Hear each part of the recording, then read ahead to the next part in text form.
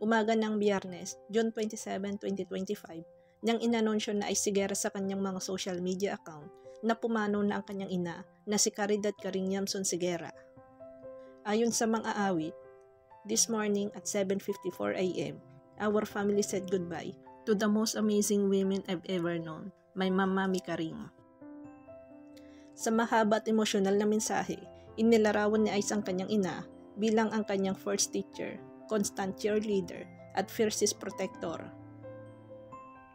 Binanggit niya kung paano laging nakadalo si Mami Karing sa bawat palabas, konsyerto at mahalagang milestone ng kanyang buhay, at kung paanong ipinadadala nito ang paborito niyang pagkain o minamasahe siya kapag masama ang pakiramdam.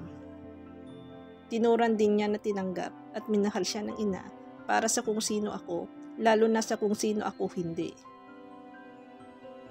Ikwinento rin na Ice na matapang, mabait at may tahimik na sentido humor si Mami Karing. Bilang paggunita, nangako siyang pagpapatuloy ang tapang at kabutihang asal na itinuro ng ina. I'll be brave, I won't fail you, promise ko yon.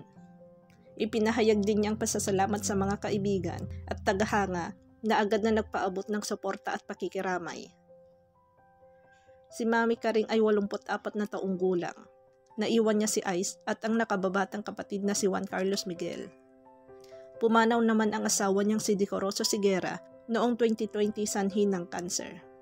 Hindi pa idinetalye ng pamilya ang sanhi ng kamatayan ni Mami Karing at ipinahayag nilang magbibigay sila ng karagdagang impormasyon sa tamang oras. Kasalukuyang inaayos ang mga detalye ng burol at libing.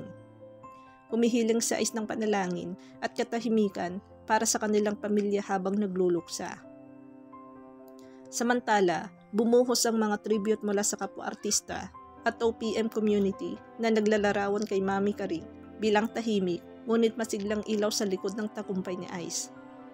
Sa kabila ng dalamhati, nagdulot ng kaaliwan kay Ice ang paniniwalang magkasama na uli ang kanyang mga magulang.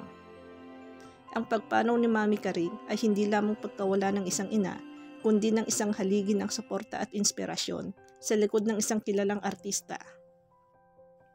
Ang kanyang buhay na inilarawan ng sariling anak bilang full and beautiful ay patuloy na magsisilbing paalala ng walang kapantay na pag-aaruga ng isang ina at ng lakas na naiaambag nito sa tagumpay ng kanyang mga anak.